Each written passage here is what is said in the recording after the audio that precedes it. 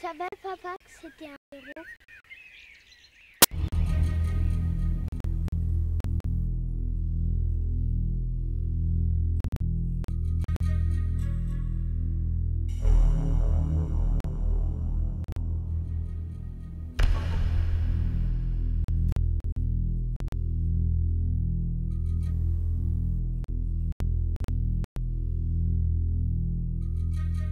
Avant?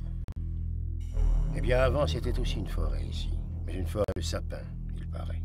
Je ne sais pas si elle avait quelque chose d'exceptionnel, mais les naturalistes, au XIXe siècle, en avaient étudié la flore.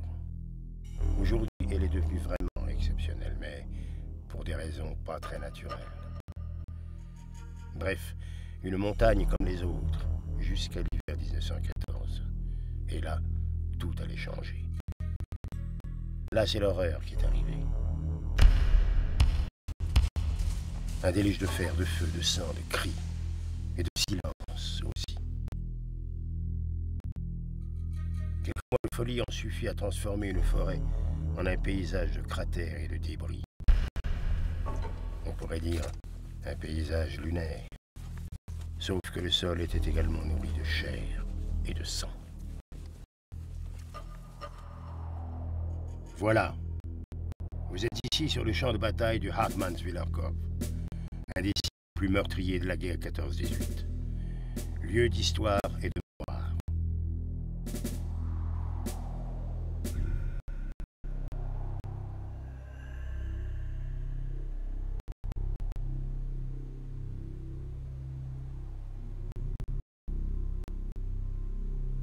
Le Hartmannswiller Kopf, ça vient du nom de ce village en contrebas, blotti au pied de ce géant. Les soldats ont vite appelé l'Hartmann, ou même HVK. C'est plus court, plus prononçable. C'est devenu la montagne mangeuse d'hommes. Le vieil Armand pour les journalistes et les communiqués. La mangeuse d'hommes. Quel nom. Oublié maintenant.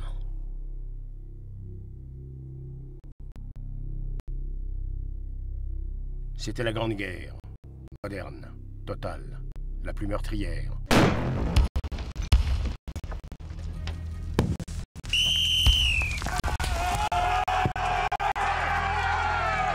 10 millions de morts, c'est-à-dire près de 900 soldats français et 1300 soldats allemands morts chaque jour. C'était 35 pays engagés, 1600 jours de combat, 50 de mois. Et sur le seul petit territoire du vieil Armand que vous voyez autour de vous, des dizaines de milliers de soldats sont tombés. Le souvenir du Hartmannswiller Kopf, au lieu de la guerre 14-18, s'estompe. Les historiens français ont souvent privilégié Verdun, les Anglais, la Somme. Et pourtant, c'est bien ici que l'on trouve l'un des 4 monuments nationaux érigés à la mémoire des combattants de cette guerre.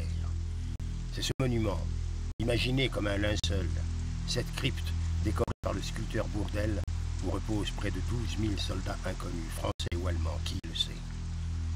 Opposés sur les champs de bataille, ils sont aujourd'hui réunis dans la mort.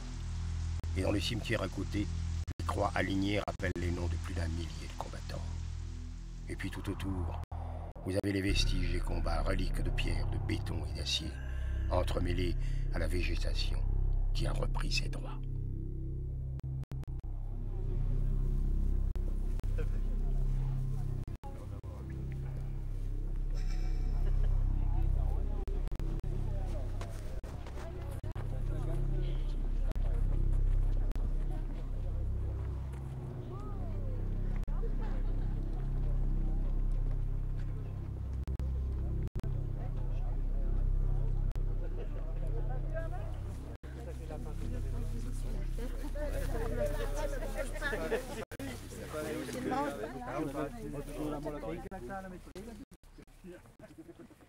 Mais alors pourquoi des combats ici, sur cette montagne?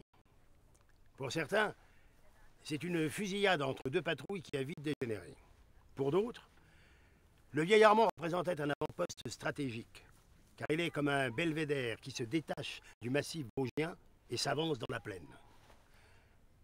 Promontoire très symbolique, car il surplombe la plaine d'Alsace allemande depuis 1871. Au début de la guerre, les Français avaient réussi à conquérir la plupart des vallées Vosgiennes, y compris la vallée de la Thur, au sud d'ici. Et l'état-major a décidé d'occuper cette montagne pour avoir une très bonne vue sur le mouvement des troupes allemandes dans la plaine. Évidemment, les Allemands n'ont pas pu tolérer ça. Et ont déclaré et ont déclenché une offensive dès décembre 1914. La guerre avait commencé en août. En janvier, ils ont réussi à prendre le sommet, mais au prix de quelle perte? On raconte qu'en une seule journée, ils ont perdu jusqu'à 800 hommes. Ce qui est arrivé en fait, c'est que très rapidement, la machine s'est emballée. Les états-majors des deux armées ont envoyé sur les lieux de plus en plus d'hommes. Et durant l'année 1915, de plus en plus de matériel. Durant cette même année, le sommet a changé 8 fois de main. On raconte qu'en une seule journée, 700 000 balles étaient tirées. Le 26 janvier 1916, ils ont envoyé 27 000 obus sur un carré de 300 mètres de côté. Si on fait les calculs, ça veut dire que dans chaque trou, 5 obus étaient tombés. Carnage, carnage, carnage. Enfin, quelle que soit l'origine des combats, une chose est sûre. La bataille est devenue complètement irrationnelle. Par orgueil, les états-majors se sont acharnés sur ce sommet. Et pour rien. Puisqu'il est resté partagé par la ligne de front qui est restée la même de 1916 jusqu'à l'armistice du 11 novembre 1918. En 1915, le maréchal Joffre disait « L'Hartmann doit être repris. C'est un drapeau. » Mais ce drapeau, cette cristallisation des fiertés des états-majors, a conduit à la mort plus de 30 000 soldats.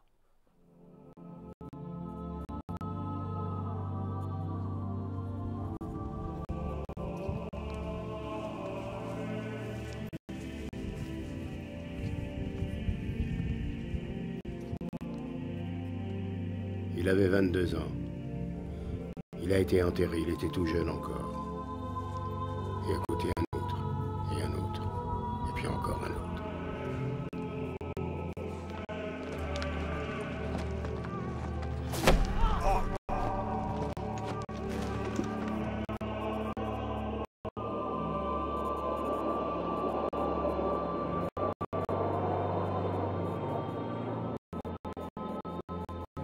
Ça peut paraître étonnant aujourd'hui parce qu'on n'a qu'une image irréelle de la guerre. Mais les combats se passaient tout près des villages. En bas, c'était la vie presque douce, presque habituelle, la chaleur du foyer. Et puis, juste au-dessus, l'enfer. C'était tellement frustrant pour les soldats de savoir leur foyer si proche et pourtant inatteignable. Ici, tout de même, si près de la vallée de Tann, restée française, quelques soldats peut-être ont pu quitter leur ligne en cachette pour aller rendre visite à leur famille.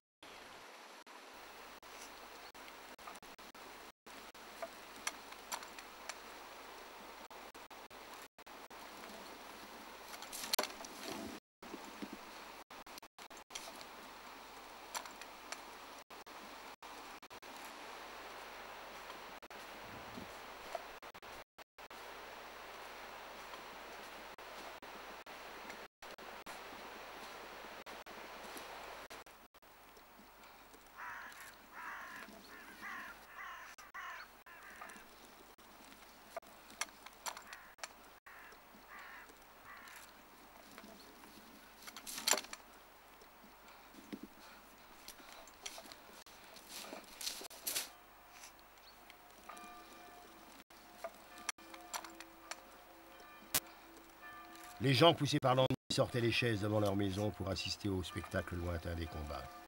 Et parfois, pour masquer le bruit, les curés faisaient sonner les cloches.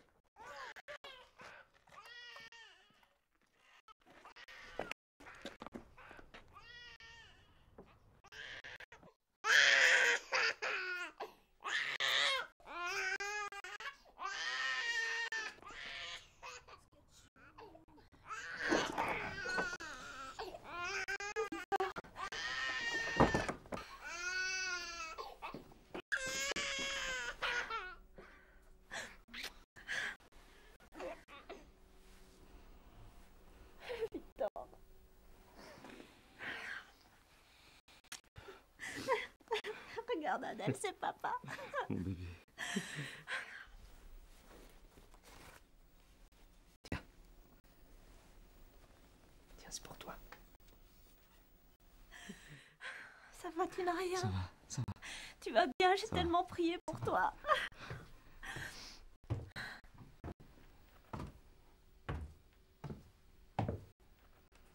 Was machst denn du da? Wo sind deine Kameraden? Da oben. Du hast da nichts zu suchen. Verschwinde drauf!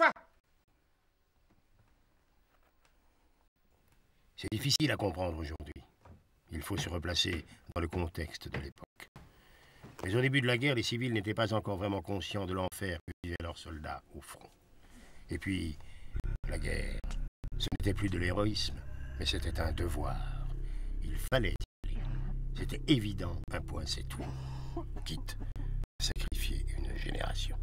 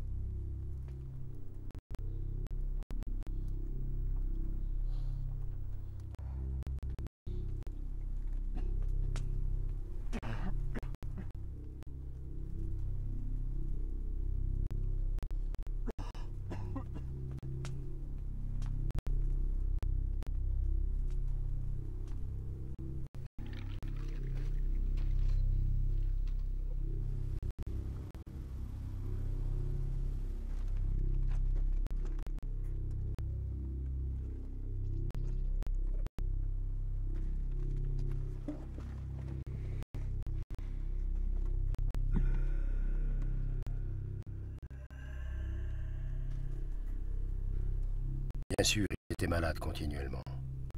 Diarrhée, rhumatisme, engelure, teigne, pouls. À force de ne rien faire d'autre qu'attendre, on attrape tout. C'était peut-être ça le pire. Attendre, attendre, attendre. Pas d'hygiène.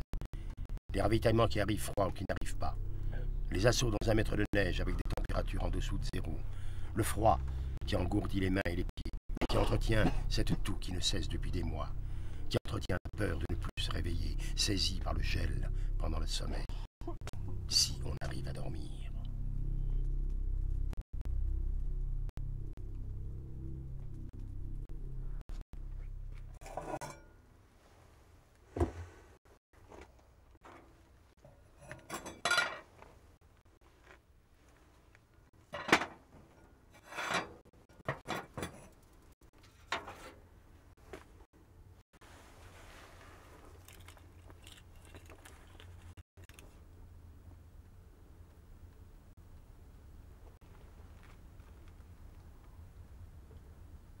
C'est quoi? C'est la poitrine? Ça passera. Avec un petit coup de rouge en plus. Allez, suivant!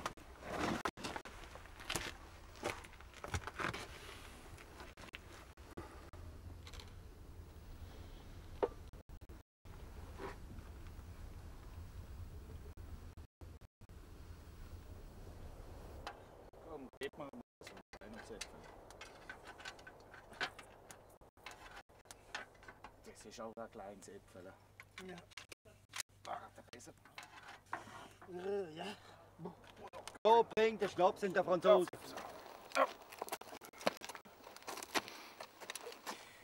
Parfois, l'humanité reprenait le dessus. Il faut s'imaginer, ça paraît fou. Mais les tranchées de première ligne étaient parfois très proches, quelques mètres seulement. Alors les soldats ennemis se permettaient des contacts moins belliqueux, presque normaux, surtout pendant le temps de Noël. Hey! Hallo! Hey! Hey, Franzose! Schnaps! Schnaps! Cadeau! Weihnachten! Évidemment, ça n'a duré qu'un temps. Même une guerre ne peut effacer d'un coup des siècles d'échanges entre frontaliers. Dans les lignes du front alsacien en particulier, on trouvait de part et d'autre des Alsaciens passés en France, des Vosgiens, des Mosellans, des Allemands du Palatinat ou du Bade-Württemberg, des Alsaciens entrés dans l'armée allemande. Wurst, Geschenk!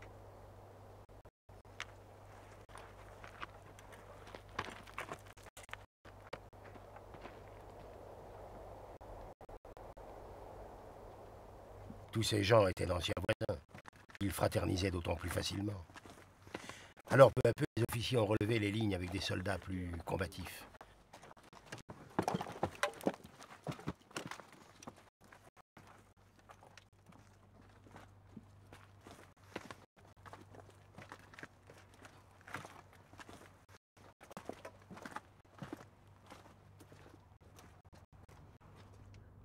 Ouais. Oh.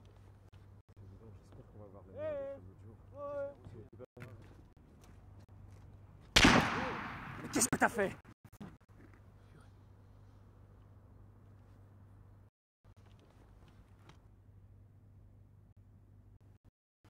Ce sera 2h15. Ce sont les heures les plus terribles, 2h15. tant interminables, avec un rêve insensé, pourvu que ça n'ait pas lieu.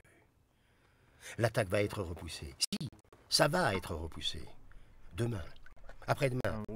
Et non, même dans une semaine. Un peu de rouge. Ça t'aidera à crever. À crever les boches.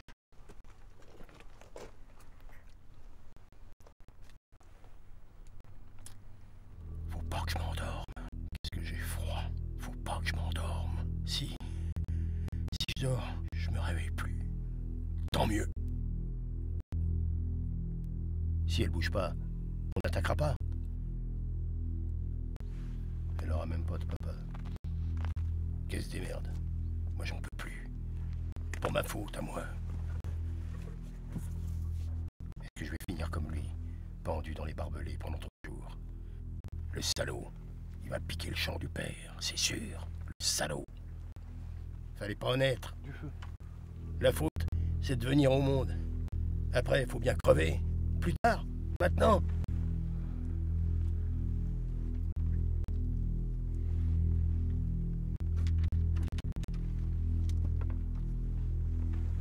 Si ça vient vite, ça va. Ça fera pas de mal si ça vient vite. Avec cette chiasse, c'est le moment. Mais pas les tripes dans les barbelés, non, pas comme ça.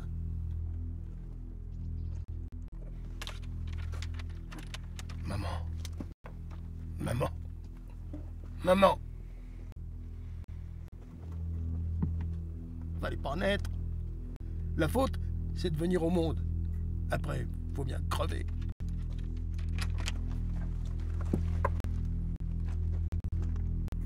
Plus tard. Maintenant. Je suis vidé. Oh, cette chiasse.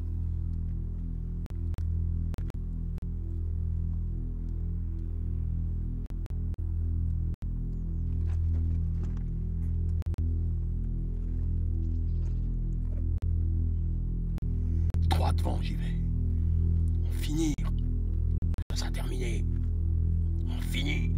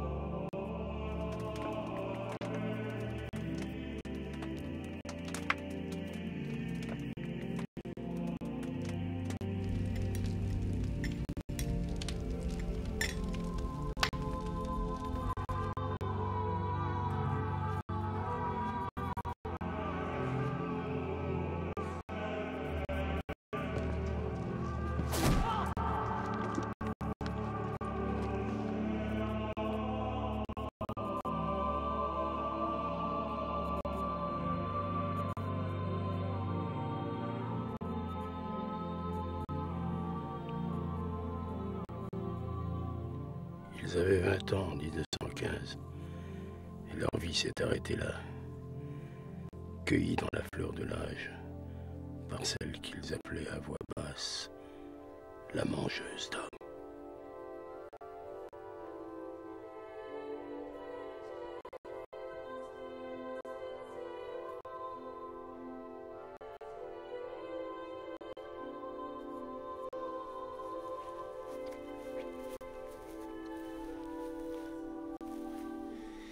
Charles François, mort pour la France, 1917.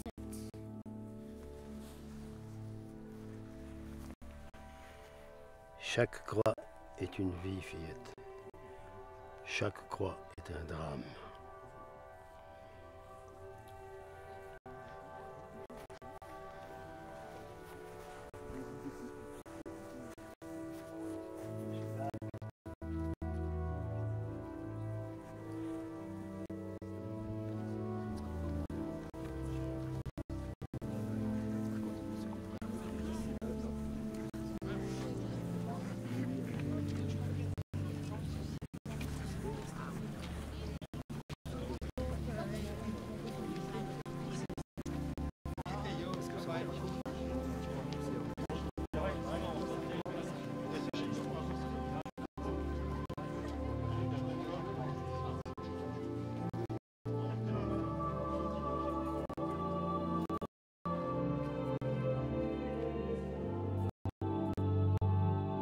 Chaque cimetière est une montagne de souffrance. Ils étaient près de 30 000 ici, 50 000 là-bas, 100 000 ailleurs, 1 million demain, sacrifiés par la folie des hommes.